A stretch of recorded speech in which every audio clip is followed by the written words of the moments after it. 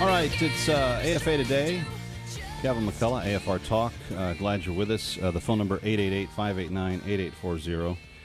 Even though there's a quadruple lock on the British legal system that says that churches cannot be forced to perform same-sex wedding ceremonies, there is a poster child couple that has been the poster child couple of their entire movement of homosexual activism there, that is pressing forward with a legal lawsuit against the church to say, we have the right. You are discriminating against us by not allowing us to marry in the well of your altar, in the holy place where you come and you spend time with God each week.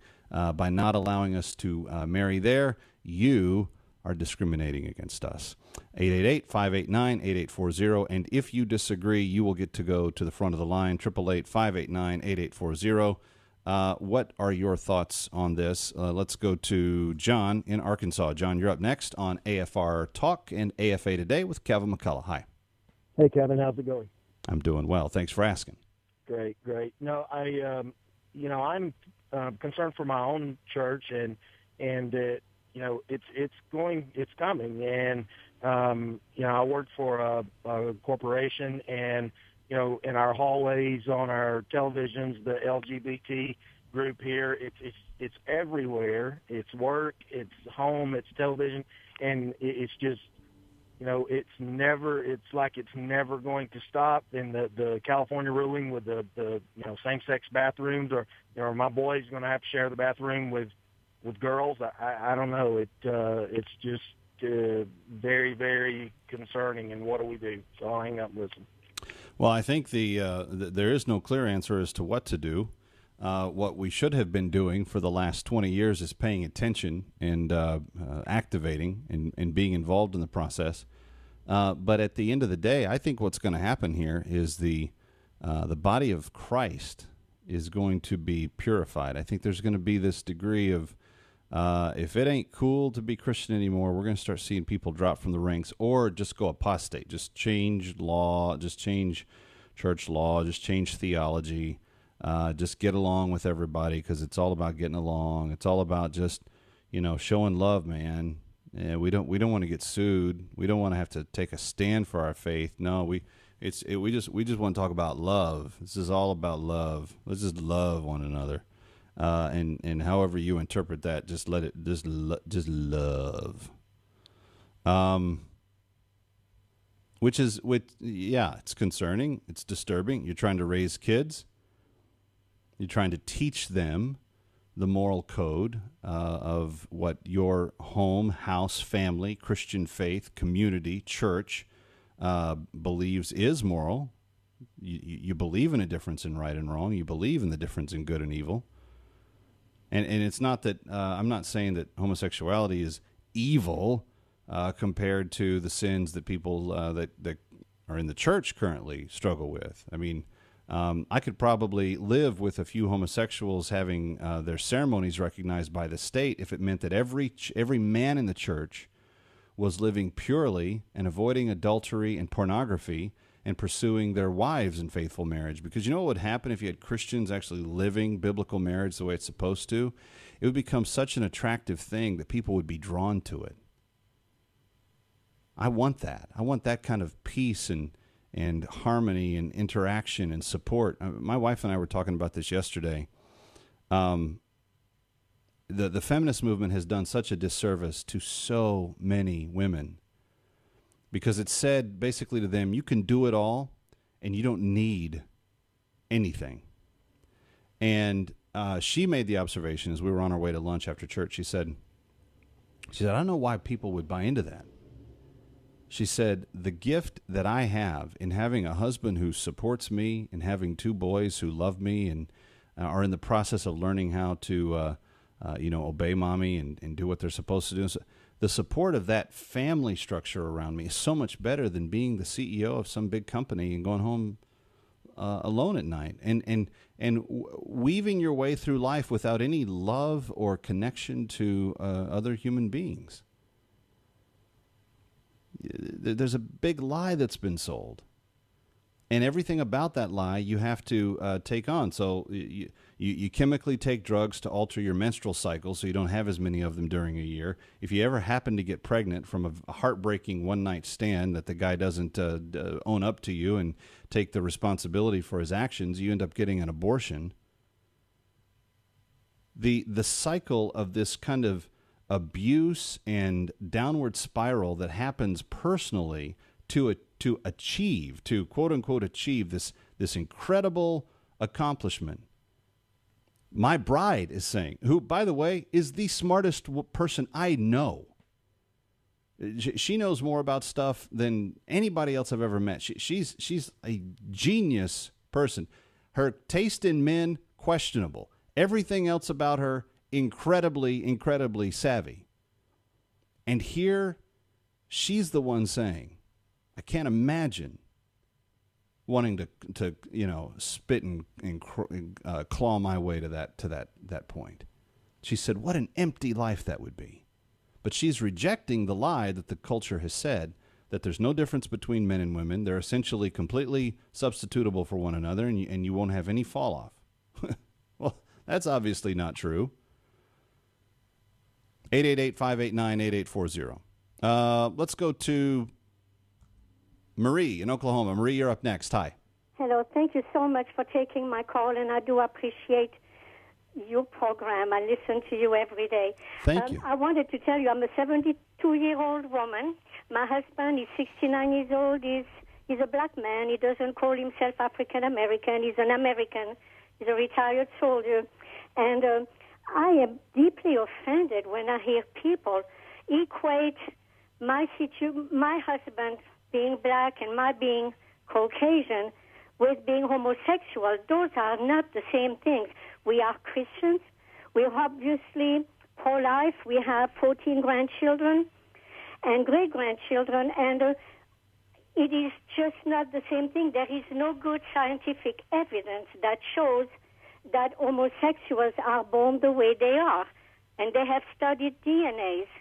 So being discriminated against because you are black is not the same as being discriminated against. If they consider discrimination not being able to push their belief on everyone else, I am deeply concerned for my granddaughters having to go to the bathroom and taking showers with boys who decide one day they're going to be a boy and the next day they want to be a girl again, and vice versa. We know how children manipulate things.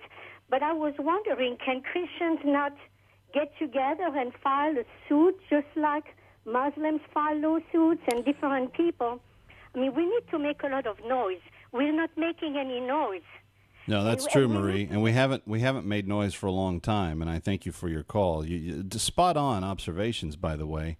And in terms of stopping the gender-neutral bathroom laws that are now in 2 states and maybe in 3 soon, yeah, I think there is some potential there. The problem is someone has to be offended or injured by the current law before some of the parties can file suit on behalf of the offended parties. So you have to be offended.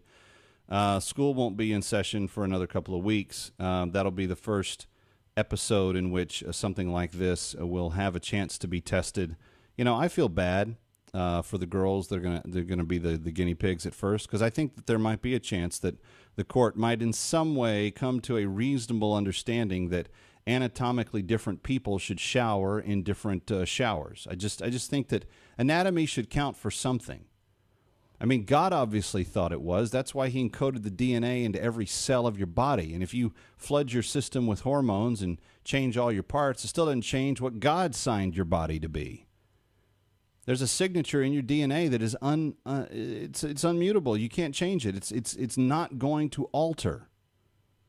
It will forever say that you're a boy, even if you look in every single way like a girl. But aside from that, there is this hopeful understanding that it just doesn't make sense for anatomically different people to shower together. It doesn't make sense homosexually. It doesn't make sense heterosexually. It doesn't make sense for anybody. I think that locker rooms and group showers are highly overrated to begin with. Always did, even when I was in school. So, you know, I don't know. I mean, the way that my wife and I, we think so counterintuitive to the culture. Our kids will be lucky to even know where the public schools are in where we live, much less attend them. But that's part of what we're up against here, friend. And it's not going away anytime soon. Sexual liberties are on a head-on collision with religious liberties, and they are in constant conflict with each other. And that's exhibited by this couple that is now actually suing the Church of England for the right to marry in the church. See, it's not enough. It's never enough. It's not enough to don't ask, don't tell. That's not enough. It's not enough to say, okay, express it publicly, but don't mandate businesses to give health benefits to domestic partners, unless you want to do it for all domestic partners. But they don't want to do that either. And that law's got to change. People that are living in sin, you gotta be thinking they're gonna reap some sort of windfall from this, because the courts have to say, well, wait a second, if you've got domestic partners of homosexuals that aren't married and they're getting benefits, then domestic partners of heterosexuals should get benefits as well. But that wasn't enough. It wasn't enough to give civil unions, which granted all rights except the name marriage itself, and now marriage itself isn't even enough. Now it has to be marriage inside your church, profaning your place of worship, defying and blaspheming your God, interrupting your life, and eventually naming you a bigot for not approving it all. That's the end goal. 888-589-8840, 888-589-8840. Let's go to Mark in Florida. Hi, Mark. You're up next on AFA Today with Kevin McCullough. Hi. Hey, Kevin. I love you, brother. Thank you, sir. Show. Thank you. Just wanted to weigh in real quick on this. We have places, you go to restaurants and you always see the signs. I'm sure it's everywhere, even in other states, the right to refuse service to anyone. Whatever happened to that? And this is obviously an attack on the church, because they could go to a clerk of court, the justice of the peace, if they really wanted to get married, if they were allowed to. Yep. But it's not good enough. They are attacking the church. And you do pay for a wedding, even in the church. So I would think that they would be able to stand on that right to refuse service to anyone. And again, First Amendment issues are being brushed aside here, but I think they're the most relevant issues involved. How can you force people to defy their conscience? How can you force them to do that and still call this America? I mean, maybe in the Soviet Union, but that's not where America's been all these years. It just doesn't seem to make an ounce of sense. And I agree with you, Mark. And like I said, I don't know the denial service laws all that well. I guess I'm blessed. My small company doesn't face them. I don't have people beating my door down, but I have the right to refuse clients and work all the time, and I do. We actually turn down about 90% of the work that comes our way, just because, just from a workload standpoint, we don't have the manpower to prop that kind of workload up.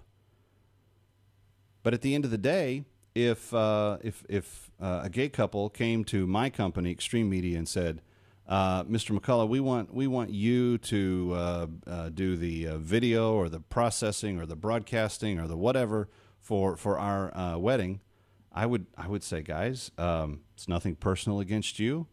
My faith doesn't condone what you're doing, and because of that, if I do this, it gives my affirmation to what you're doing, and because I'm an example to my sons, I can't do that. It's not because I have any harm against you at all. It's just I can't do that and have a clear conscience with my God. And so I need you to understand that, and I'm just going to have to say no. But thank you for thinking of me. It was an honor to be pitched the opportunity. It's not going to work. Evidently, that makes me a bigot. 888-589-8840. Let's go to Jessica in Arkansas. Hello, Jessica. You're on with Kevin McCullough. Glad you're here. Thank you for taking my call. Sure. I was thinking that since we're called to be away from the world, not of the world, that it might be time, to fight this. It almost seems like we're losing if we do this, and this might even be what the enemy wants. But we may need to, start homeschooling to the kids. Take them out of the school system, which is becoming corrupt. Take them out of the churches. We don't want to be corrupt, but the enemy's getting into the churches. So, start meeting in small groups in your homes. I mean, they can't control what we do in our own homes. And if we have a building and we're not calling it a church, and we don't have a pastor at the pulpit that we're calling a pastor, that if we don't call the building a church, how can they control that? If we want to meet in a barn, if we want to meet in our own homes, how can they control that? Yeah, I think actually you run a bigger risk then, Jessica, because then they say, no, that's not really a church, that's a barn, and you guys meet there every week, and you had other people that were allowed to use the barn, so we're going to sue you for that opportunity. If you take it to exclusive, I think keeping places wholly sacred is probably the better legal strategy, and then you fight this thing in the courts. And friends, here's what I'm saying. I think the activists have outthought us at every step of the way, and I think we need to prepare ourselves for, unless God does something mighty, how are we going to respond as a minority group in a culture that shuts down everything that we believe in? Coming up tonight on the Kevin McCullough Show on many of these stations, I have an exclusive story from Louisiana in which Eric Holder and the Justice Department going after Governor Jindal there and the whole issue of vouchers. And it's another example of government trying to tell people that are actually solving the problems that they can't. And it's all for reasons that are very suspect. Anyway, check that out tonight, the Kevin McCullough Show. Coming back on AFA Today with more of your calls next here on AFR Talk.